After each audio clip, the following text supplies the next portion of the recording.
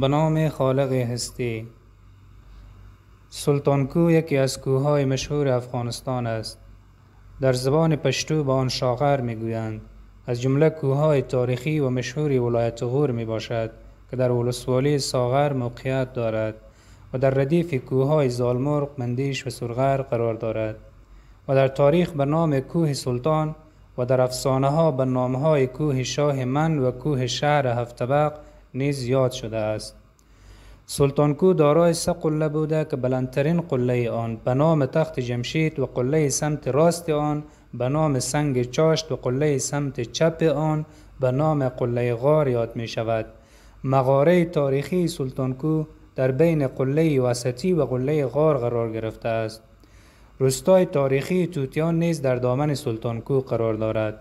همچنان چشمه مشهور ماهی ها و چشمه های ساغر با مزارع زراعتی و باغهای زیبا نیز در دامن سلطان کو موقعیت دارند.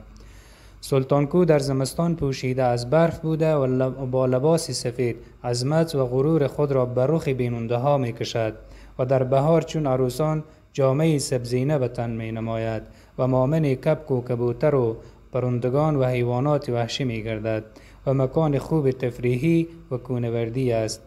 به اساس روایات کهن در مغاره کشف نشده موجود در سلطان کو راهی وجود دارد که از آن راه افرادی در گذشته وارد شهر موجود در داخل کوه گردیدند که گویا آن شهر نامرئی مربوط به جهان فراتبی بوده است و آنچه را که داستانها روایت می کنند نیز مرتبط به روح تمدن و تاریخ زرین غور است.